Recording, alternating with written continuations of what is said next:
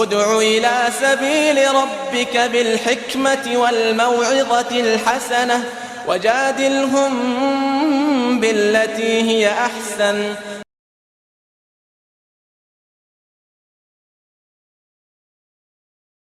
السلام علیکم ورحمۃ اللہ وبرکاتہ. الحمد للہ رب العالمین والصلاة والسلام على سید الانبیاء والمرسلین نبینا محمد وعلى آلہ وصحبہ اجمعین. اما بعد. یقول اللہ سبحانہ وتعالی ان الذین یکتمون ما انزلنا من البینات والہدى. محترم و معزز صدر مجلس، ناظم جامعہ، سیکرٹری جامعہ و دیگر ذمہ داران و ذمہ داران جمعیت ابناء قدیم، محترم حاضرین، مختصر سے وقت میں کچھ بنیادی باتیں موضوع کے حوالے سے آپ کے سامنے رکھنا چاہتا ہوں. جیسے کہ عنوان کی وضاحت کی گئی کہ وہ علم شرعی جس کا نشر کرنا، لوگوں میں پھیلانا، یہ درست نہیں ہے. سب سے پہلی بنیادی بات یہ ہے کہ اللہ تعالیٰ نے قرآن مجید میں علماء کی ذمہ داری میں یہ چیز بیان کی ہے کہ انہیں حق کو لوگوں کے سامنے پھیلانا ہے، اور ایسے علماء کی مذمت بیان کی گئی جو حق کو چھپاتے ہیں. جیسے کہ آیت کریمہ پڑھی گئی، اللہ سبحانہ و تعالیٰ نے اس کی طرف صاف طور پر اشارہ کرتے ہوئے کہا کہ جو لوگ ہماری نازل کردہ بینات اور ہدایت والی چیزوں کو چھپاتے ہیں جبکہ ہم نے ان کو کھول کھول کر بیان کیا ہے، تو ایسے لوگ لوگوں کی اور اللہ کی لعنت کے حقدار بنتے ہیں. حضرت ابو ہریرہ رضی اللہ عنہ کہتے ہیں کہ اگر قرآن کریم کے اندر یہ 2 آیتیں جس کی تلاوت کی گئی اگر یہ نہ ہوتی تو میں کوئی حدیث ہی بیان نہیں کرتا. اور یہ بات ہمیں سمجھنی ہے کہ جو علم ہمارے پاس آتا ہے 2 طریقے سے، ایک خبر کے ذریعے جو قرآن ہے، سنت ہے، اور ایک نظر کے ذریعے جسے ہم اجتہاد کہتے ہیں. اور اللہ تعالیٰ نے اور اس کے رسول صلی اللہ علیہ وسلم نے علم کو پھیلانے کا بھی ہمیں حکم دیا ہے. لیکن کیا یہ چیز عموم پر ہے؟ ایسا ہرگز نہیں ہے، بلکہ علم شرعی میں بھی ایک ایسا علم ہوتا ہے جسے عوام الناس میں نشر نہیں کیا جاتا ہے. وہ آیت جو پڑھی گئی اس پر غور کریں تو اللہ تعالیٰ نے صاف کہا کہ ما انزلنا من البینات والہدی، کہ جو چیزیں واضح ہیں، جو چیزیں کھلی کتاب ہیں اور جو لوگوں کے لیے ہدایت ہیں، انہی چیزوں کو چھپانا یہ مذموم ہے. اگر اس آیت کے ضمن میں علماء کے آپ اقوال پڑھیں گے تو پتہ چلے گا کہ جن چیزوں کو چھپانے سے منع کیا گیا اس کو قید کر دیا گیا. جیسے کہ امام شاطبی اور امام قرطبی رحمہ اللہ علیہ اس آیت کے ماتحت میں کہتے ہیں کہ دل علی ان ما کان من غیر ذلک جائز کتمانہ، کہ جو بینات اور ہدا میں سے نہیں ہیں ان کا چھپانا بالکل جائز ہے، خصوصی طور پر جب لوگوں میں اسے فتنے کا خطرہ ہو. بلکہ امام ابن قیم رحمہ اللہ علیہ حدیث کو ذکر کرنے کے بعد اس پر تعلیق چڑھاتے ہیں. حدیث ہے کہ من سئل عن علم، کہ جس کسی آدمی سے کسی مسئلے کے بارے میں سوال کیا گیا، اس نے اسے چھپا لیا تو قیامت کے دن آگ کی لگام اس کو پہنایا جائے گا. تو امام ابن قیم رحمہ اللہ علیہ اس پر تعلیق لگاتے ہوئے کہتے ہیں کہ اگر مفتی کو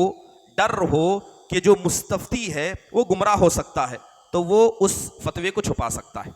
یا یوں سمجھے کہ اگر فتویٰ بیان کر دیا جائے اور اس کی وجہ سے فساد ہو سکتا ہے تب بھی مفتی اس کو چھپا سکتا ہے.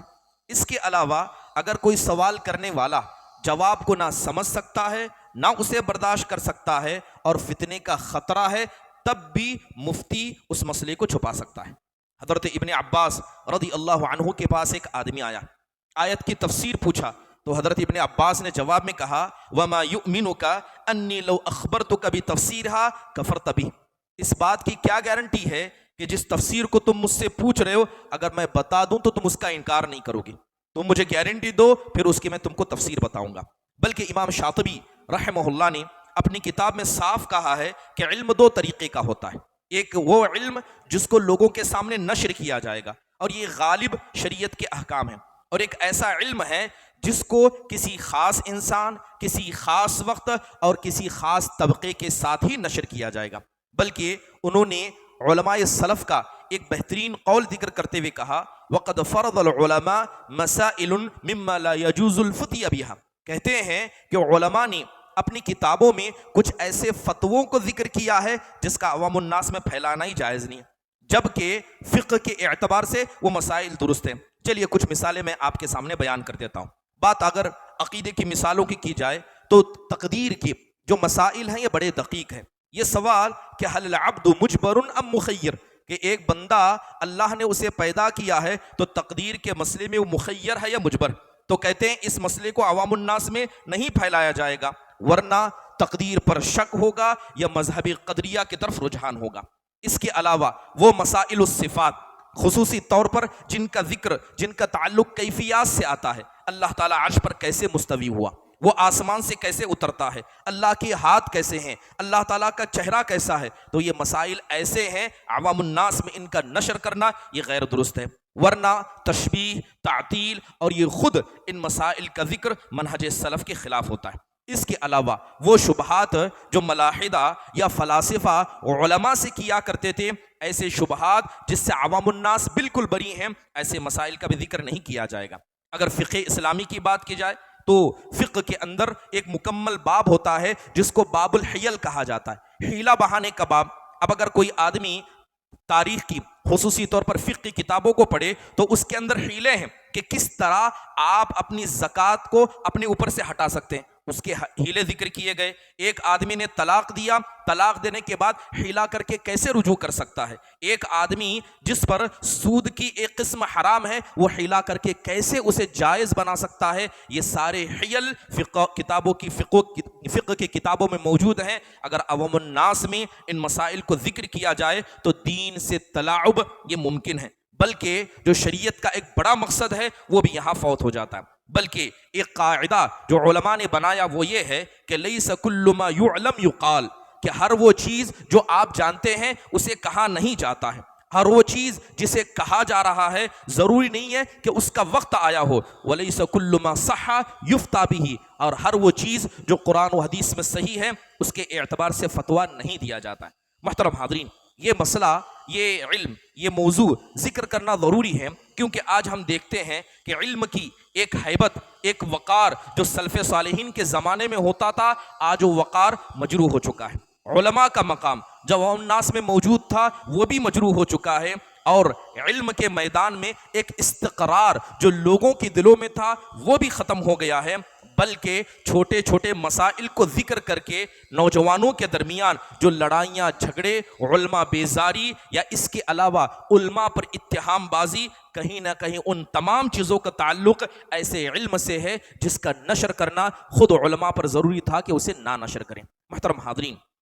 بات اگر مختصر سے فوراً ذکر کروں کہ وہ کون سا ایسا علم ہے جس کا نشر کرنا بالکل درست نہیں ہے، سب سے پہلے وہ متشابہات ہیں، ایسے مسائل جن کے مسئلے میں علماء نے اختلاف کا ذکر کیا ہے، ایسے متشابہات کا ذکر عام الناس میں کرنا بالکل درست نہیں ہے۔ جیسے کہ امام ابن الکثیر رحمہ اللہ نے اس آیت کے ماتحت میں ذکر کیا کہ فَأَمَّا الَّذِينَ فِي قُلُوبِهِمْ زَيْغٌ فَيَتَّبِعُونَ مَا تَشَابَهَ مِنْهُ، کہتے ہیں کہ وہ علم جو حقیقت میں اللہ تعالیٰ نے جسے متشابہ بنا دیا، متشابہ کسے کہتے ہیں کہ جس کا لفظ اور معنی ایک جیسا نہ ہو، لفظ کچھ ہو معنی کچھ ہو، اس کو متشابہ کہا گیا۔ تو کہتے ہیں کہ ایسے متشابہ کی حقیقت صرف اللہ جانتا ہے، یا وہ اہل علم جو علم میں رسوخ رکھتے ہیں وہ جانتے ہیں، لہذا جو آدمی متشابہات کے پیچھے پڑ جاتا ہے حقیقت میں وہ گمراہی کے زیادہ قریب ہوتا ہے۔ یہ تو بتائیں کہ ایسے متشابہات جس میں علماء سلف نے خود اختلاف کیا، اگر ایسے مسائل کا عوام الناس میں بیان کیا جائے تو علم کا، علماء کا، اور جن مسائل کا ذکر کیا گیا ان سب کا وقار مجروح ہوتا ہے۔ بلکہ حضرت انس بن مالک کی ایک حدیث اس پر صاف طور پر دلالت کرتی ہے۔ حضرت معاذ بن جبل رضی اللہ عنہ کو اللہ کے نبی نے کہا، ما من احد یشہد ان لا الہ الا اللہ وان محمد رسول اللہ صدقا من قلبہ الا حرم اللہ علیہ النار، کہ حضرت معاذ سے اللہ کے نبی نے کہا کہ معاذ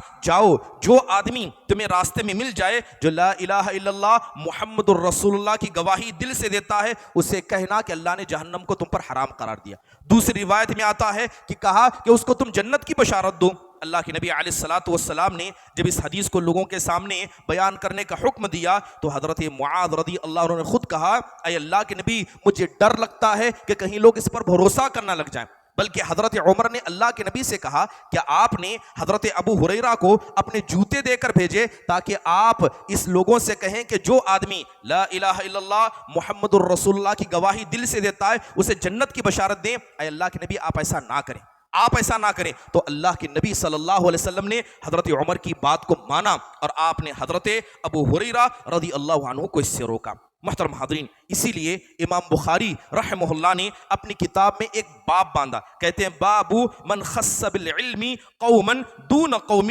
کراہیت اللہ یفہمون، کہتے ہیں کہ یہ باب ہے ایسے علم کا جسے کچھ خاص لوگوں کو دیا جائے گا، ایسا نہ ہو کہ عوام الناس میں اس کو بانٹا جائے تو لوگ اس کو نہ سمجھ پائیں۔ بلکہ امام نووی رحمہ اللہ کا یہ کہنا کہ اللہ کے نبی نے یہ حدیث صرف حضرت معاذ کو سنائی اور حضرت معاذ نے انتقال سے پہلے یہ حدیث کچھ اپنے خاص لوگوں کو سنائی۔ تیسری حدیث جو بڑی مشہور ہے حضرت عمر بن خطاب کے قول کے حوالے سے۔ محترم حاضرین، امام ابن قیم رحمہ اللہ علیہ ان حدیثوں کو ذکر کرنے کے بعد ایک بہترین تعلیق چڑھاتے ہیں، کہتے ہیں کہ الغیرۃ علی دقیق العلم ما لا یدرک فہم السامع ان یذکر لہ، کہتے ہیں کہ علم کی غیرت یہ ہے کہ ایسا علم لوگوں میں نہ بانٹا جائے جس علم کا فائدہ کم نقصان زیادہ ہو۔ اس کی مثال دیتے ہوئے کہتے ہیں کالمرأۃ الحسناء التي تهدى الى ضرير مقعد، کہتے ہیں کہ اس کی مثال ایسے ہے جیسے کسی خوبصورت عورت کو ایک بوڑھے کھوسڑ اور نابینا کے حوالے کر دیا جائے،